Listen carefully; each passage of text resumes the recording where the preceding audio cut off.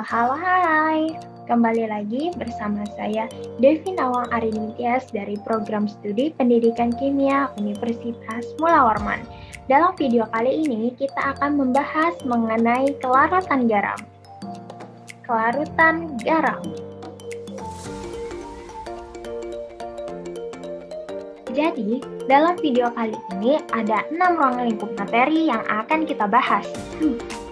Ngomong-ngomong tentang garam, kalian pasti sering melihat garam dalam kehidupan sehari-hari. Tapi, sebenarnya apakah garam itu?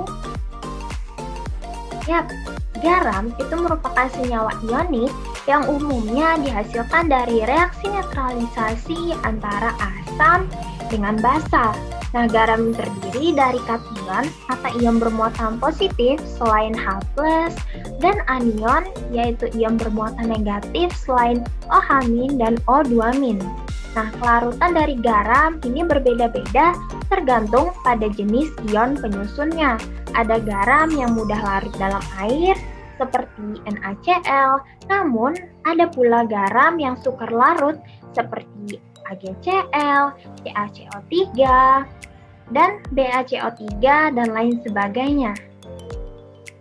Selanjutnya, kita akan membahas kelarutan dan tetapan hasil kelarutan.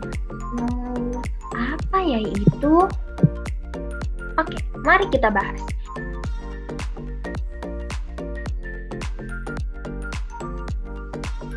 Kelarutan itu bisa disimbolkan dengan S, merupakan jumlah maksimal zat yang dapat larut dalam sejumlah pelarit tertentu. Kelarutan ini dapat dinyatakan dalam satuan gram per liter atau mol per liter. Nah, berdasarkan sifat kelarutan, kondisi garam dibedakan menjadi 3 kondisi. Yang pertama, kondisi tidak jenuh.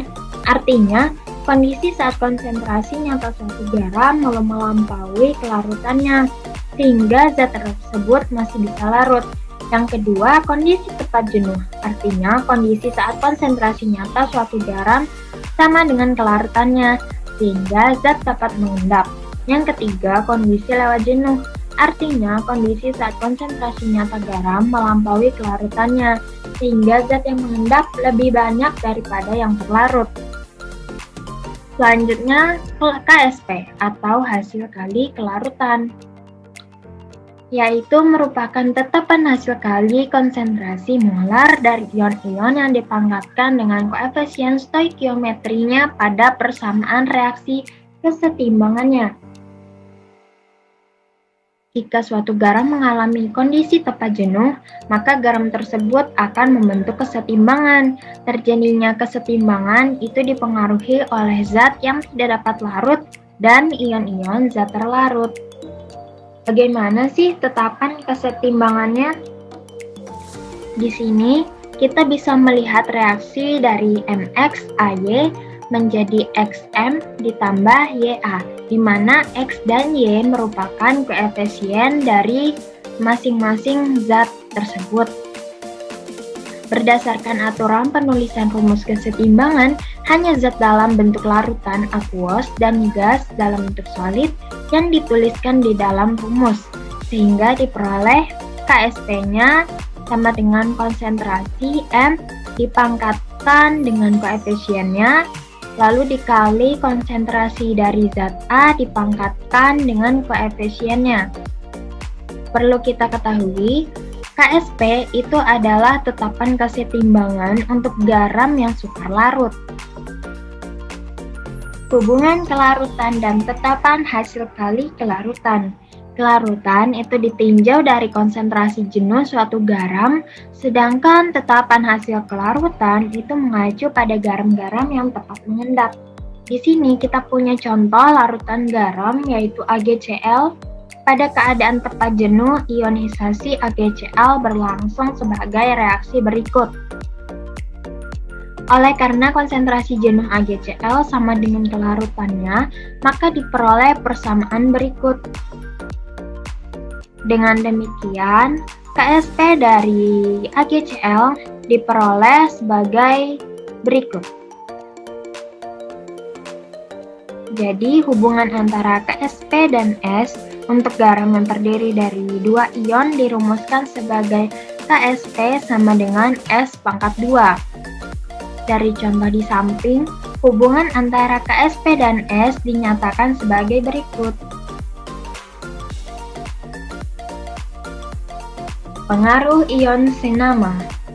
Penambahan ion senama pada suatu larutan itu tidak hanya mempengaruhi KSP, hanya saja mempengaruhi kelarutannya.